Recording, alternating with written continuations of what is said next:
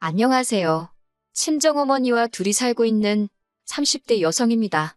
지난 한 해를 돌아보니 참 다사다난했어요.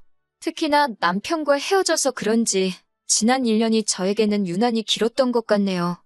남편과는 지인의 소개로 만났는데 당시 남편이나 저나 나이가 30 중반으로 어린 나이는 아니었어요.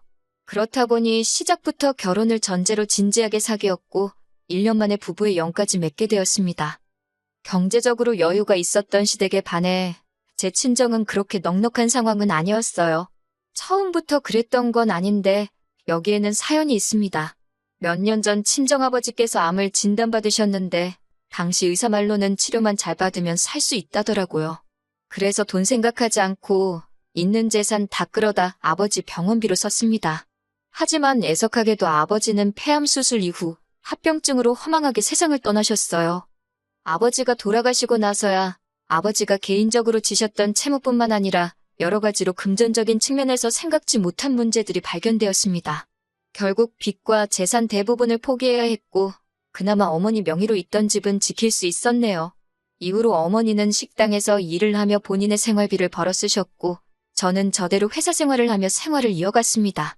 저희 모녀 남들한테 손 벌리지 않고 사는 게 어디냐며 감사한 마음으로 살았지요.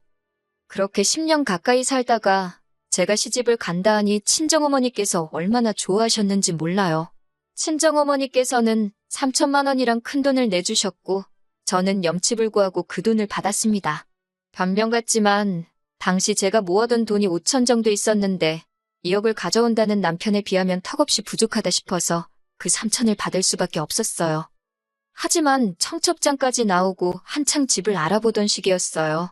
하루는 어머님이 집으로 저를 부르셔서 혼수나 예단으로 할 이야기가 있으신가 보다 하고 찾아갔는데 절 앉혀두고 말씀하기를 시아버지가 하시는 사업에 무슨 문제가 생겼답니다.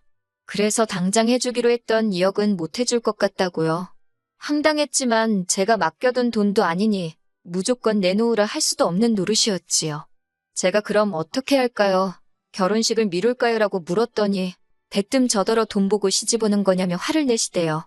당황한 제가 그런 게 아니라 그러면 집은 어떻게 구하나 싶어서 그런다 하니까 당신이 일단 3천을 해줄 테니 제가 가져오는 돈 8천을 보태서 어디 전세나 월세라도 알아보랍니다.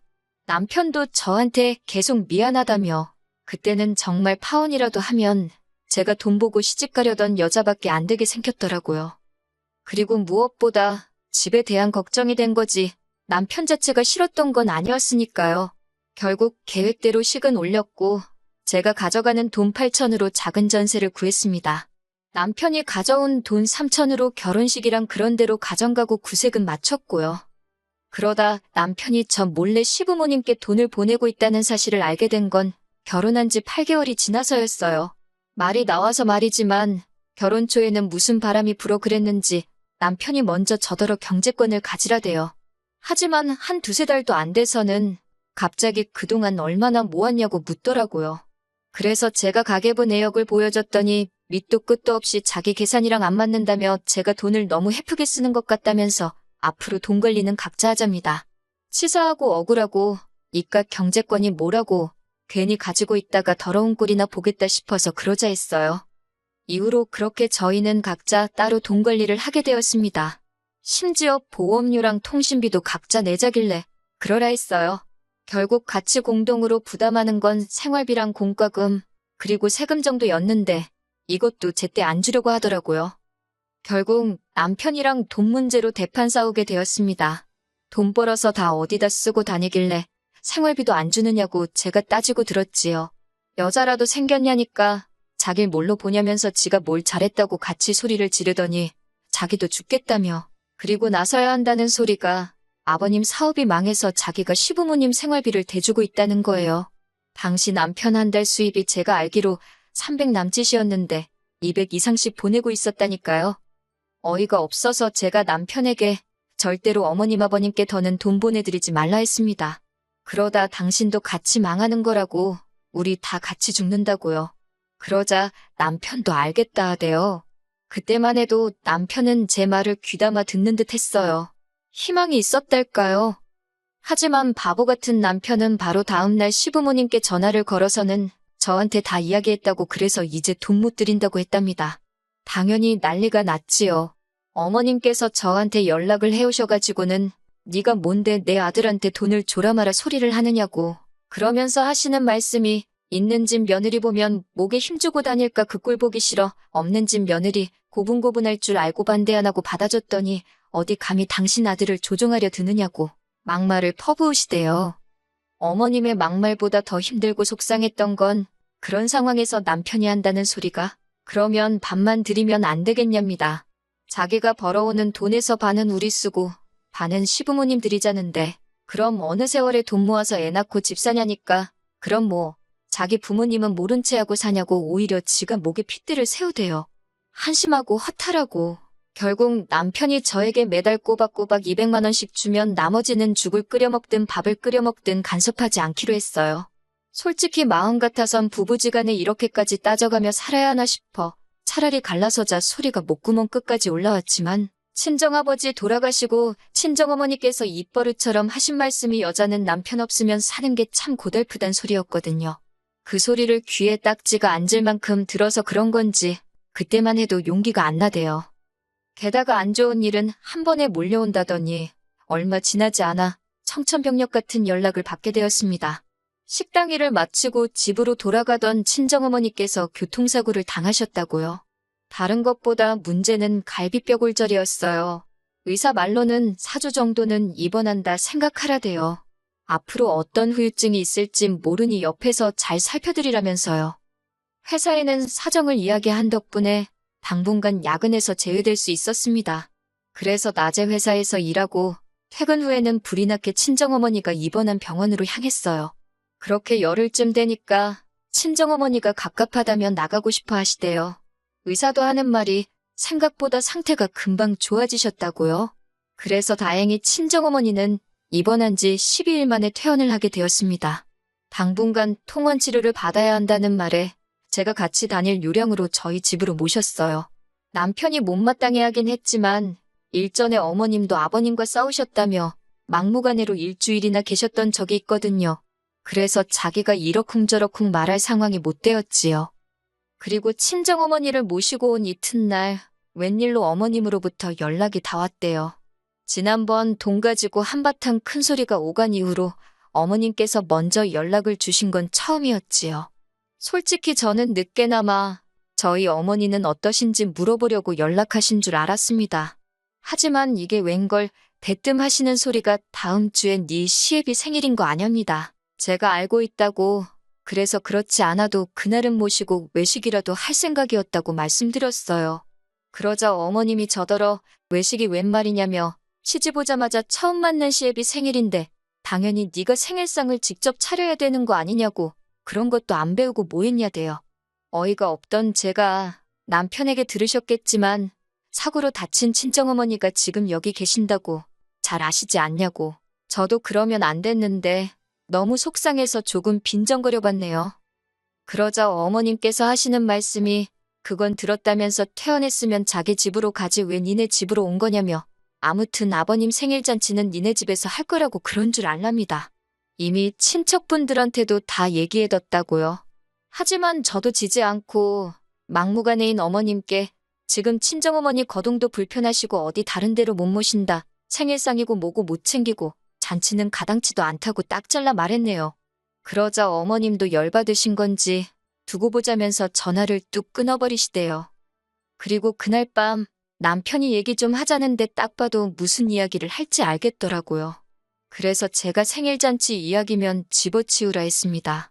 그렇게 생일상 차려드리고 싶어서 미치겠으면 당신이 어머님 댁에 가서 차려드리면 되지 않냐고 그게 굳이 우리 집이어야 할 이유가 있냐. 그리고 지금 친정어머니가 아프신데 내가 시아버지 생일상 차리게 생겼냐고.